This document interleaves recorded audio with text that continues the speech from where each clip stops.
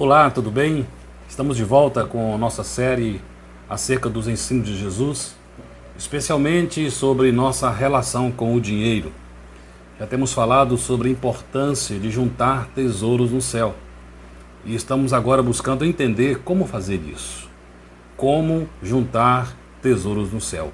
Também conversamos acerca daquele diálogo que Jesus teve com o jovem rico, que o interpelou perguntando o que poderia fazer para ter ou para conquistar a vida eterna, e sabemos no fim dessa conversa o que de fato aconteceu quando Jesus fez aquela proposta que ele deveria abrir mão de todos os seus bens, doando-os aos pobres, e a partir daí teria um tesouro no céu e depois segui-lo. Infelizmente, aquele jovem rico não aceitou o desafio e, muito triste, saiu daquela conversa, imagino eu, profundamente frustrado e decepcionado. E nós vamos agora para um outro texto que é bastante importante para elucidar esse conceito de juntar tesouros no céu e como fazê-lo. E o texto que vamos agora compartilhar está em Lucas capítulo 12 e a partir do versículo 13, acompanhe comigo. E aconteceu que, nesse ponto, um homem que estava no meio da multidão lhe requeriu: Mestre, ordena a meu irmão que divida comigo a herança. Porém, Jesus lhe replicou: Homem, quem me designou juiz ou negociador entre vós? Em seguida lhe advertiu: Tende cautela e guardai-vos de toda e qualquer avareza, porquanto a vida de uma pessoa não se constitui do acúmulo de bens que possa conseguir. Então lhes propôs uma parábola. As terras de certo homem rico produziram com abundância. E ele começou a pensar consigo mesmo: que farei agora, pois não tenho onde armazenar toda a minha colheita?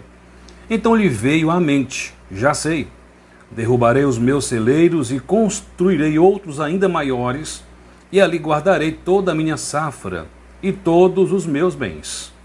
E assim direi à minha alma: tens grande quantidade de bens depositados para muitos anos.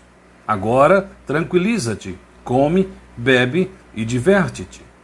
Contudo, Deus lhe afirmou: Tolo, esta mesma noite arrebatarei a tua alma.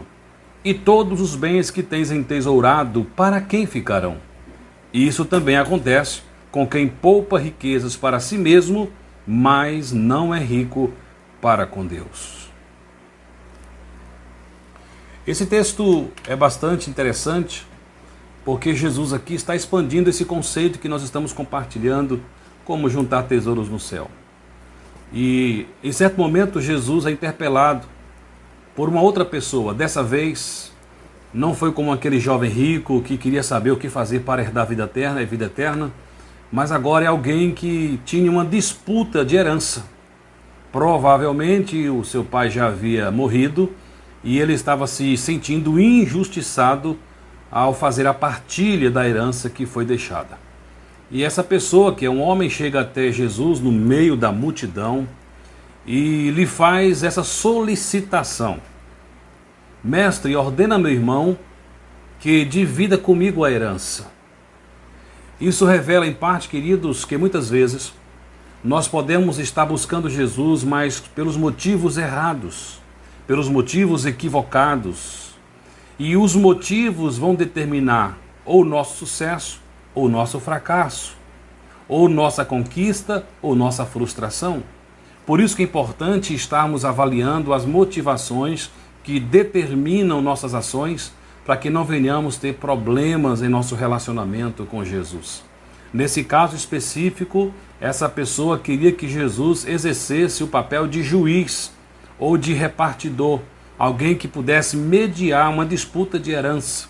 E isso mostra claramente como aquele homem estava equivocado na sua percepção acerca de Jesus e sua missão, e, sobretudo, ele estava tomado de uma avareza profunda no seu coração por se achar injustiçado com respeito ao seu direito de herança.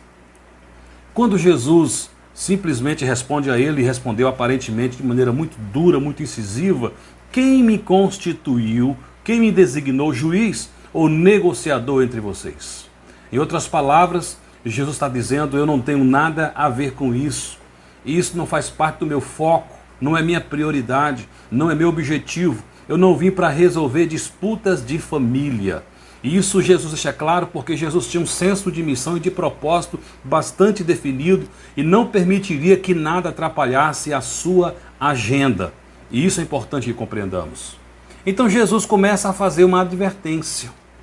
Tenha cautela, tenha cuidado e guarde seus corações de toda e qualquer avareza. Nós sabemos que a avareza é o apego sórdido ao dinheiro ou aos bens materiais, que é uma forma de materialismo que se instala no coração. A vida de um ser humano, a vida de uma pessoa, não consiste ou não se constitui do acúmulo de bens que ela possa conseguir. Em outras palavras, a vida é mais importante do que bens. Não são os bens que possuímos quem define quem somos.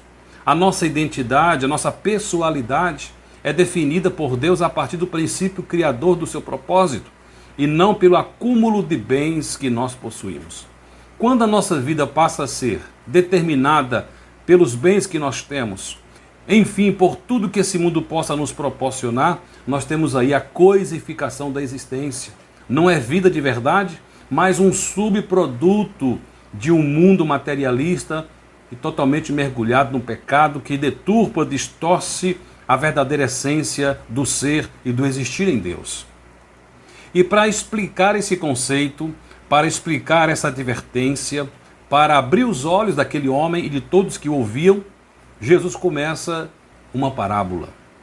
E ele vai dizer nessa parábola que havia um certo homem rico, dono de propriedade, de terras, de fazenda, e esse homem, de certa forma, conseguiu ter uma grande produção, uma grande colheita da sua lavoura.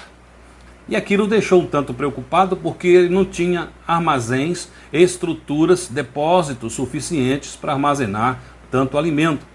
E ele começa a conjecturar e pensar consigo mesmo o que fazer com tantos bens, com tanta colheita, com tantos grãos.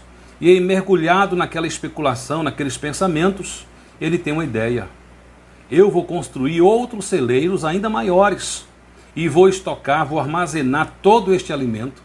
E depois que eu fizer esse grande empreendimento, eu vou dizer para mim mesmo, eu vou conversar com a minha alma e vou dizer: alma, arregala-te, curta, porque agora tu tens alimento para muito tempo. Então, tranquiliza-te, come, bebe e diverte-te. Observe que a vida neste mundo é determinada por esse senso de consumo. O texto mostra que na parábola de Jesus algumas expressões que definem o conceito mundano de viver. Tranquiliza-te, come, bebe e diverte-te. O que aquele homem está dizendo para si mesmo é que tudo aquilo que ele havia conseguido juntar, colher, serviria apenas para a sua satisfação. Serviria apenas para ele comer, beber e se divertir. Então ele estava pensando naquele momento em uma maneira de satisfação do próprio ego. E assim ele estava planejando os próximos passos do seu negócio. E interessante que diz o texto ainda que naquela mesma noite, enquanto ele pensava sobre isso, enquanto ele conjecturava, enquanto ele planejava, Deus lhe falou. Deus bradou e disse: tolo. Em algumas versões falam louco. Hoje mesmo, esta noite, arrebatarei a tua alma. Em outras palavras, ainda esta noite que você vai morrer. E a pergunta é feita: e todos os bens que tens entesourado, para quem ficarão? Quem vai usufruir deles? A quem pertencerão? A quem eles irão servir? E assim diz o texto: isso também, isso o quê? Pobreza espiritual. Isso também acontece com quem poupa riquezas para si mesmo, mas não é rico para com Deus. O problema daquele homem não era ter bens, não era ser rico, não era ter tido uma grande colheita. Qual era o problema daquele homem?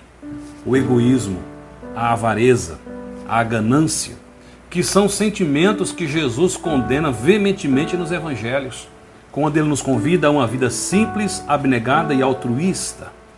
Em outras palavras, podemos dizer que aquele homem viveu rico, mas agora morre pobre, porque ele era rico para si mesmo, mas era pobre diante de Deus. Por quê? Porque aquele homem falhou justamente em juntar tesouros no céu. Assim como aquele jovem rico, ele se negou a compartilhar da sua riqueza, dos seus bens com os carentes. E assim, simplesmente naquela mesma noite, segundo a parábola, ele morreria sem usufruir daquilo e sem deixar para ninguém. Ou seja, ele não teria condição de se apropriar de tudo aquilo que ele havia colhido na sua lavoura. O que percebemos aqui de maneira bastante transparente, bastante clara, é que Jesus está nos chamando a uma reflexão. E mais uma vez eu repito o que já falei em outro momento, não podemos servir a dois senhores. Não podemos dividir a nossa lealdade. Ou servimos a Deus, ou servimos à riqueza. E eu vou expandir o conceito e dizer que não apenas riquezas, mas aos instintos pecaminosos do nosso corpo. À busca de autogratificação, de autossatisfação, de prazer, enfim, quando nós fazemos das nossas necessidades o fundamento da nossa busca. Quando nós determinamos em nosso coração que viveremos simplesmente e unicamente em função de satisfazer as nossas necessidades. E é justamente isso que busca o ser humano nessa vida. Infelizmente, em muitas religiões se pratica esse tipo de conduta. Muitas pessoas, inclusive, vão em busca das religiões não porque querem ter um relacionamento correto com Deus, mas o fazem porque sentem a necessidade de satisfazer seus corações muitas vezes egoístas. Você pode ver que muitas vezes o que as religiões propõem é uma forma de autogratificação, de autossatisfação, de autocontentamento e usa a divindade como um mecanismo para conseguir isso. Não podemos nos aproximar de Deus, nem de Jesus com esse pensamento, porque estaremos buscando a Deus levianamente. Não estou com isso querendo dizer que Deus não vai suprir nossas necessidades. Mas quando o foco são as necessidades e não a glória de Deus, nós cometemos um erro fatal. Por isso que Jesus fala em Mateus 6,33, mas buscai primeiro o reino de Deus e a sua justiça, e todas estas coisas vos serão acrescentadas. Nós temos aqui essa advertência para este jovem, para este homem que procurou Jesus, quando nessa parábola nós temos uma advertência clara de que nós não podemos viver em função dos nossos deleites, ignorando as necessidades das outras pessoas. Seria errado aquele homem rico usufruir da sua lavoura? Absolutamente. Ele tinha todo o direito porque era fruto do seu trabalho. E qual foi o erro daquele homem? Porque ele foi chamado de tolo, uma vez que ele pensou, projetou que era inteligente, era um empreendedor de sucesso. Porque Deus o chamou de tolo? Porque infelizmente ele pensou apenas em si mesmo, em suas próprias necessidades, em sua própria satisfação, em sua própria gratificação, em seu próprio ego. Ele não pensou em compartilhar com os necessitados, com aqueles que precisavam de sua ajuda. Ele não repartiu aquilo que era fruto do seu trabalho. Ele pensou apenas em si mesmo. Então, em certo sentido, Jesus quer dizer que nos tornamos ricos para com Deus, ou passamos a ter crédito para com Deus quando decidimos repartir aquilo que Deus nos dá. Quando compartilhamos nossos bens, quando compartilhamos aquilo que possuímos, quando dividimos, quando ajudamos, quando de forma altruísta buscamos satisfazer as necessidades daqueles que precisam, que necessitam, estamos, de certa forma, nos tornando ricos para com Deus. Ainda iremos expandir esse conceito e conversar um pouco mais nos próximos vídeos. Por enquanto, ficamos por aqui. Que Deus abençoe sua vida, guarde o seu coração e o meu coração da avareza, que aprendamos a ter um coração desprendido para juntar tesouros no céu. Deus te abençoe.